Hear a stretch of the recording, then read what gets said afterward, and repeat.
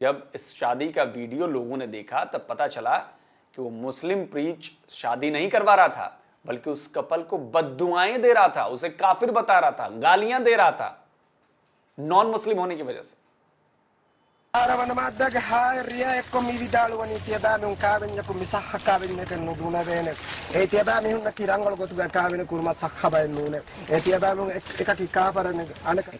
then telling them their children will be illegitimate, he adds. Trip Bharat की दूसरी सबसे बड़ी ट्रैवल एजेंसी है। निशांत पिट्टी इस कंपनी के को फाउंडर और सीईओ हैं। निशांत ने ऐलान किया कि उनकी कंपनी देश के साथ खड़ी है और मालदीव की सारी फ्लाइट बुकिंग्स कैंसिल कर दी। इतना ही नहीं, नए साल पर मालदीव जाने की बुकिंग करवा चुके हजारों भारतीयों ने अपनी फ्लाइट और होटल की बुकिंग जो है वो धड़ाधड़ कैंसिल करवानी शुरू कर दी। आप समझ रहे हैं, ये कोई छोटी मोटी बात नहीं है। टाइम्स अल जबरा के मुताबिक सोमवार सुबह तक 10,500 होटल बुकिंग्स और 5520 फ्लाइट टिकट कैंसिल कराए जा चुके थे। भारत की सबसे बड़ी ट्रैवल एजेंसी जो है मेक माई ट्रिप, उसने बताया है कि पीएम मोदी के विजिट के बाद उनकी वेबसाइट पर लक्षद्वीप को सर्च करने वालों में 3400% का इजाफा हुआ है। कंपनी ने इंडियन बीचेस को लेकर कैंपेन शुरू करने की अनाउंसमेंट भी कर दी। नमस्कार दोस्तों, स्वागत है आप सभी लोगों का मेरे चैनल डी के रिएक्शन वीडियो में। तो दोस्तों, आज आपके लिए एक वीडियो लेके आया हूं जिसका टाइटल है कि अब तेरा क्या होगा मालदीव। और ये वीडियो है रंजन सर का डिफेंस डिटेक्टिव से। तो जैसे कि आप लोगों को पता है कि ये रिएक्शन वीडियो होने वाला नहीं है, ये हमें है कि हमें नॉलेज हो, अपने बड़ों से कुछ ज्ञान हो। राजीव रंजन सर बहुत ही एक्सपीरियंस वाले जो यूट्यूबर हैं, पहले आपको उनकी हिस्ट्री पता होनी चाहिए वैसे कि हिस्ट्री उनकी क्या है कि वो न्यूज़ चैनल में भी काम कर चुके हैं। उनका काम ही ये था कि जो ये डाटा है ना वो बहुत अच्छी तरह जानते हैं, बहुत अच्छी तरह उन्हें इस डाटा का ज्ञान है। देश विदेश जो भी वर्ल्ड अफेयर की बातें हैं उन्हें पता होती है सब कुछ। मैं तो उनका बहुत पहले से ही फैन रहा हूँ और जबकि मैंने यूट्यूब शुरू भी नहीं किया था तो उससे 3, 4, 5 साल पहले से मैं उन्हें फॉलो करते आ रहा हूँ। तो उनसे जो भी वो बात करेंगे, मैं इसमें कोई रिएक्शन देने वाला नहीं हूँ, बस केवल कि आप लोगों तक ये वीडियो पहुँचाऊँ और आप भी जानें कि मालदीव क्या गलती कर रहा है, क्या मालदीव को नहीं करना चाहिए था। तो वो सारी बातें हम इस वीडियो में जानेंगे और सारे फैक्ट्स जो हैं कि वो रंजन सर ही रखने वाले। जाहिर सी बात है, मैं स्टार्टिंग में आ रहा हूँ और लास्ट में गया, ये समझ के आप वीडियो देखेगा। जिस लोगों को ये बीच में मेरा चेहरा पसंद ना आ रहा हो, कृपया स्किप करके डायरेक्ट वीडियो पे पहुंचिएगा। तो अगर फिर भी आप लोगों को कोई कमेंट करना हो तो कमेंट सेक्शन आप लोगों के लिए खुला है, तो कमेंट जरूर करिएगा। और वीडियो पसंद आए तो वीडियो को लाइक और शेयर जरूर करिएगा। तो स्टार्ट करते हैं ये वीडियो। मालदीव गवर्नमेंट के एंटी इंडिया स्टेप्स और एंटी इंडिया माइंडसेट ने भारत और मालदीव के दशकों पुराने रिलेशनशिप में गहरी दरार डाल दी है। मालदीव के हर मुश्किल मौके पर कंधे से कंधा मिलाकर खड़े रहने वाले भारत ने आज उसकी बदतमीजी, बेहाई और एहसान फरामोशी का जवाब देने की ठान ली है। अभी तक भारत सरकार ने तो मालदीव के खिलाफ कोई एक्शन नहीं लिया है, लेकिन भारतीयों ने अपने देश और अपने प्रधानमंत्री की बेइज्जती का जवाब देना शुरू कर दिया है और अभी से ही मालदीव की हवा टाइट होने लगी है। नमस्कार, डिफेंस डिटेक्टिव के एक और नए एपिसोड में आप सभी का स्वागत है। मैं हूं आलू।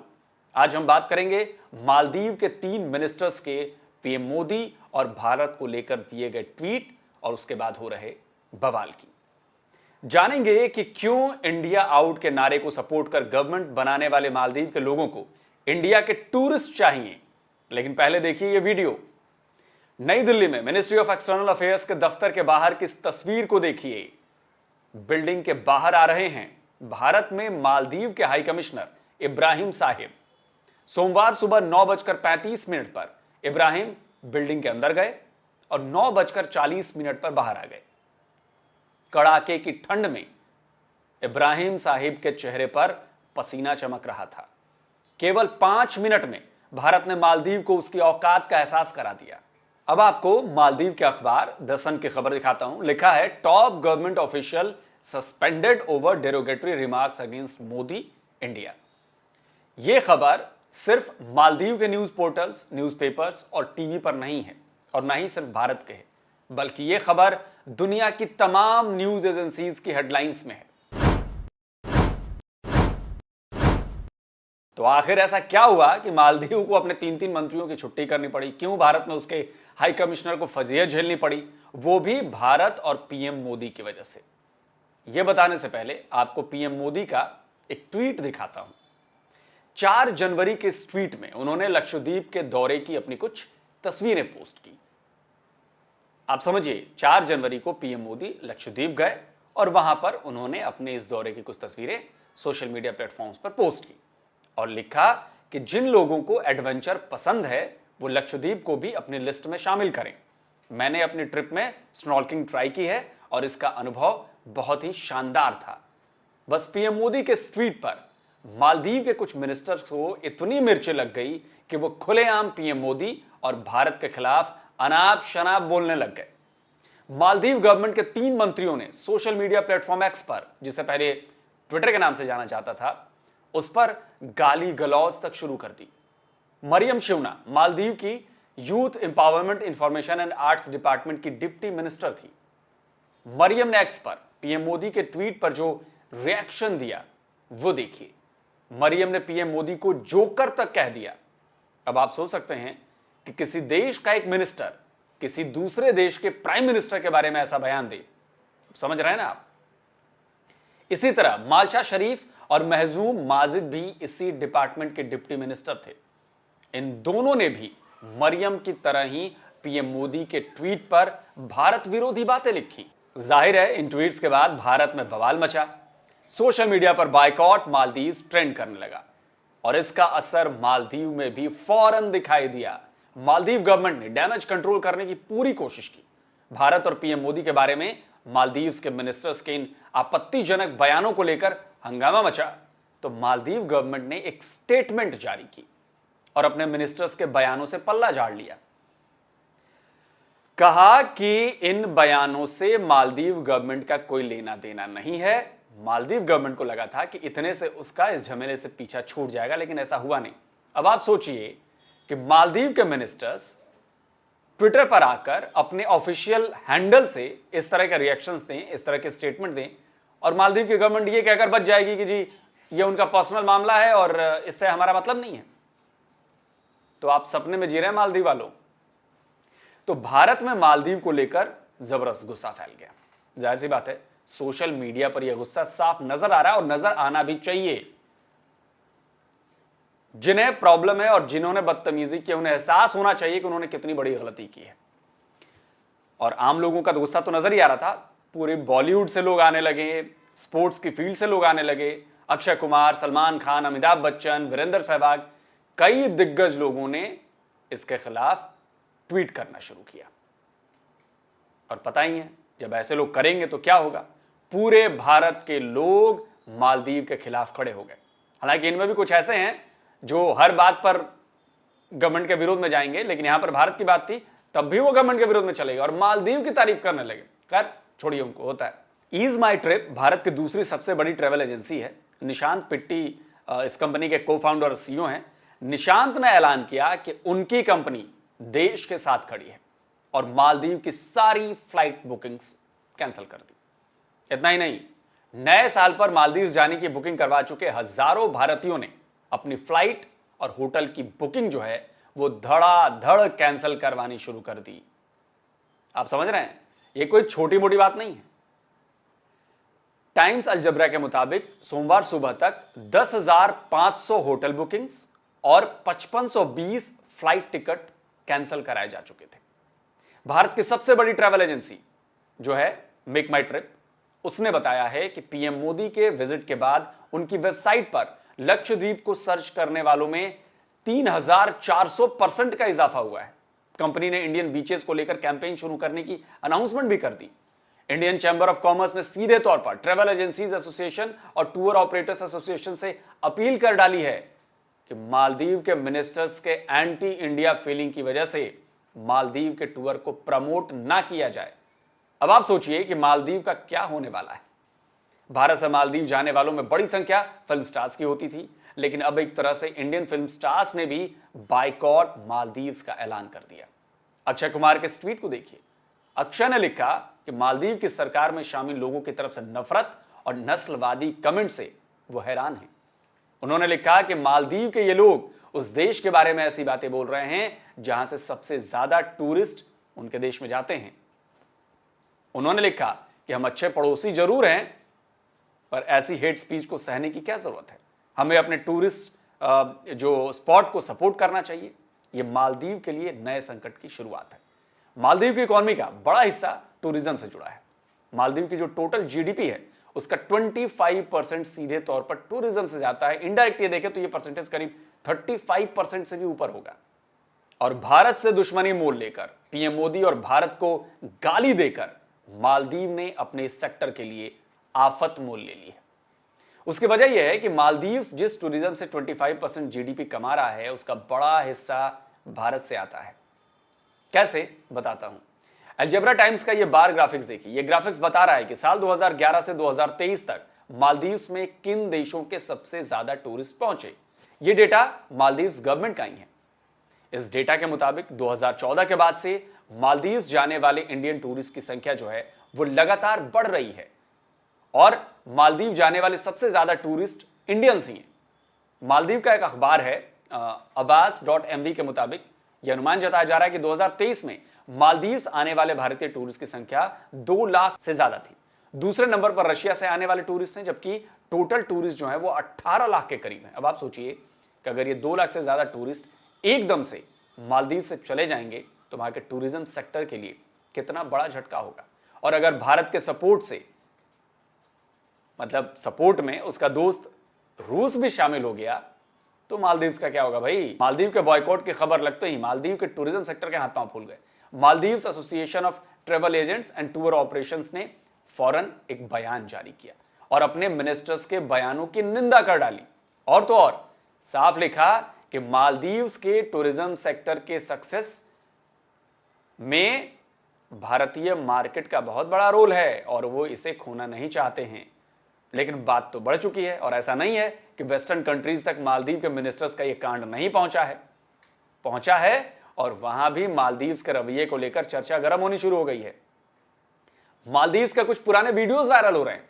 एक ऐसा ही वीडियो सोशल मीडिया में खूब देखा जा रहा है। इस वीडियो में वेस्टर्न कंट्रीज का एक कपल जो है मालदीव्स शादी करने आया था। एक तरह से एक लोकल मुस्लिम प्रीच ने उसकी शादी कराई थी। जब इस शादी का वीडियो लोगों ने देखा तब पता चला कि वो मुस्लिम प्रीच शादी नहीं करवा रहा था, बल्कि उस कपल को बद्दुआएं दे रहा था, उसे काफिर बता रहा था, गालियां दे रहा था नॉन मुस्लिम होने की वजह से।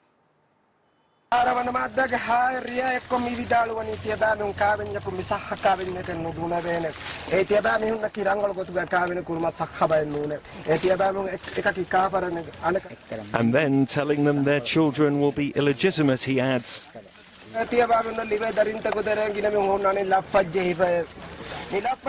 इतना ही नहीं, मालदीव में फॉरेन टूरिस्ट के साथ लोकल लोगों की बदसलूकी, यहां तक कि फीमेल टूरिस्ट के साथ रेप की खबरें आ रही हैं। तो मामला ग्लोबल हो चुका है भाई, जिसका सीधा इंपैक्ट मालदीव की इकोनॉमी पर पड़ने जा रहा है। और यही वजह है कि मालदीव गवर्नमेंट जो है उसने इन तीनों मिनिस्टर्स को सस्पेंड किया है, एक्शन लिया। लेकिन मजेदार बात यह है कि वो नौकरी तो कर नहीं रहे थे। सस्पेंड क्यों करना पड़ा? उन्हें तो फौरन मंत्रिमंडल से बाहर कर देना चाहिए। खैर, मालदीव के तीनों मिनिस्टर्स ने बैठे बिठाए अपने देश के लिए मुसीबत मोल ले ली है। आ बैल मुझे मार वाली कहावत इन मंत्रियों पर बिल्कुल सटीक बैठती है। इंडिया में तो मालदीव गवर्नमेंट और मालदीव के इन मिनिस्टर्स का विरोध हो ही रहा है। खुद मालदीव में अपोजिशन के नेताओं ने मोइजू गवर्नमेंट के खिलाफ मोर्चा खोल दिया है। मालदीव के फॉर्मर प्रेसिडेंट इब्राहिम मोहम्मद सालेह ने ट्वीट कर तीनों मंत्रियों के बयानों की जबरदस्त निंदा की। उन्होंने लिखा है कि भारत हमेशा मालदीव का अच्छा दोस्त रहा है और इस तरह के रिमार्क्स दोनों देशों के रिश्तों पर बुरा असर डालते हैं। मालदीव के एक और पूर्व राष्ट्रपति मोहम्मद नशीद ने भी एक्स पर लिखा है कि अपने महत्वपूर्ण साथी देश के बारे में सरकार के ऑफिशियल्स की तरफ से ऐसी घटिया बातें हमारे देश की सुरक्षा और सौहार्द को प्रभावित करेंगे। मालदीव की सरकार को इससे तुरंत किनारा कर लेना चाहिए और भारत को यह भरोसा देना चाहिए कि इसका असर उनकी पॉलिसी पर नहीं पड़ेगा। डेमोक्रेट एमपी और पार्लियामेंट्री माइनॉरिटी लीडर अली अजीम ने तो सीधे तौर पर मोइजू की गवर्नमेंट के खिलाफ नो कॉन्फिडेंस मोशन लाने और सरकार को गिराने की बात कर दी। तो मालदीव पड़ गया है जी मुसीबत में। लेकिन आपको बता दें कि मालदीव के इन मिनिस्टर्स का यह बयान और मालदीव की मौजूदा गवर्नमेंट का एंटी इंडिया रवैया कोई नया नहीं है। एक्चुअली ये गवर्नमेंट ही एंटी इंडिया कैंपेन के दम पर बनी है, जिसके लीडर हैं मोहम्मद मोइज़ू। इस तस्वीर को देखिए, लाल रंग की टी शर्ट पहने ये मालदीव के मौजूदा प्रेसिडेंट मोहम्मद मोइज़ू ही हैं। लेकिन ये अभी की तस्वीर नहीं है, ये उनके चुनाव कैंपेन की तस्वीर है। और जो पिछले साल हुआ था तब मोइज़ू खुलकर भारत के खिलाफ बयान देते थे। उनकी रैलियों में भारत के पीएम नरेंद्र मोदी के मुखौटे पहने हुए लोग घुमाकर उनकी बेइज्जती की जाती थी। तो चुनाव की बात थी, इसलिए तब भारत ने सब कुछ सहा था। लेकिन उसके बाद मोइज़ू की सरकार बनने के बाद स्थिति और खराब होने लगी। अब तक मालदीव में बनने वाली हर गवर्नमेंट का लीडर सबसे पहले भारत के दौरे पर आता था, लेकिन मोइज़ू ने सबसे पहला दौरा तुर्की का किया। दुनिया जानती है कि तुर्की और भारत के रिश्ते अच्छे नहीं, लेकिन मुस्लिम कंट्री और एंटी इंडिया होने की वजह से मोइज़ू ने तुर्की का टूर किया। इसके बाद वो चीन पहुंचे हैं। चीन से भी भारत के रिश्ते ठीक नहीं है, तो मोइज़ू को चीन का करीबी भी माना जाता है। बावजूद इसके भारत ने कभी मालदीव पर सवाल नहीं उठाए। लेकिन इस बार पानी सर से ऊपर गुजर गया है, इसलिए भारतीयों ने जवाब देने की ठान ली है और वो दे रहे हैं और भारी जवाब दिया जाएगा। एक्चुअली मोइज़ू की जो पार्टी है उसके नेता पहले भी एंटी इंडिया कैंपेन और एंटी मोदी जो है वो बयान देते रहे, लेकिन अब वो गवर्नमेंट में है और एक मंत्री के तौर पर दिया बयान इग्नोर नहीं किया जा सकता। इस बार मालदीव मुसीबत में पड़ गया है। भारत को गाली देने वाले मोइज़ू और उसके मंत्री इस बात तक को भूल गए हैं कि भारत ने किस किस मुश्किल हालातों में उसकी मदद की है। कोरोना के समय मालदीव के पास वैक्सीन नहीं थी, तब भारत दुनिया का पहला देश था जिसने उसे कोरोना की वैक्सीन दी थी। 2014 में मालदीव के लोग प्यासे मर रहे थे, पीने को पानी नहीं मिल रहा था, तब भारत के हजारों टन पीने का पानी मालदीव के लोगों के लिए भारत ने भेजा था। चीन के कर्ज से बचने के लिए भी भारत ने मालदीव को लाखों डॉलर की मदद की है। लेकिन आज वो मालदीव एहसान फरामोशी कर रहा है। चीन की गोदी में बैठकर वो भारत को गाली दे रहा है, लेकिन अब भारत उसे बख्शने के मूड में नहीं। भारत की जनता ने तो बायकॉट मालदीव का कैंपेन चला ही दिया है। अब भारत सरकार के साथ भी उसके रिश्ते पहले वाले नहीं रह जाएंगे। मालदीव ने माले में भारत के एम्बेसडर को बुलाकर सफाई देने की कोशिश की, लेकिन दोनों देशों के रिश्ते सामान्य होने में अभी तो बिल्कुल भी कोई उम्मीद नहीं आ रही है और इसका सीधा खामियाजा मालदीव को हर सेक्टर में भुगतना पड़ेगा। तो दोस्तों, उम्मीद है ये वीडियो आप लोगों को पसंद आई होगी। बहुत सारी नॉलेज आप लोगों को भी बढ़ी होगी कि जो एक तरफा जा रहे थे कि मालदीव क्या कर रहा है, सारे फैक्ट्स इसमें रंजन सर ने बताए हुए हैं सारे के सारे कि किस हिसाब से क्या हो रहा है। तो मुझे नहीं लगता कि मुझे इसमें ज़्यादा कुछ बोलने की ज़रूरत है। वैसे भी मैं ज़्यादा एक्सप्लेन नहीं कर पाऊँगा जिस हिसाब से रंजन सर ने किया है। तो हम तो वहाँ बहुत दूर की बात है, हम उनके आधे तक नहीं हैं नॉलेज के मामले में। उन्हें बहुत सारी नॉलेज है, आप लोगों को पता है। फिर भी कमेंट करना चाहो तो कमेंट कर सकते हो, ओपन रहेगा कमेंट बॉक्स, वो कभी क्लोज नहीं होता है। और पसंद आए तो लाइक शेयर करके ज़रूर जाना, नए हो तो सब्सक्राइब करके ज़रूर जाना। तो मिलते हैं आपको नेक्स्ट वीडियो में, तब तक के लिए जय हिंद, जय भारत।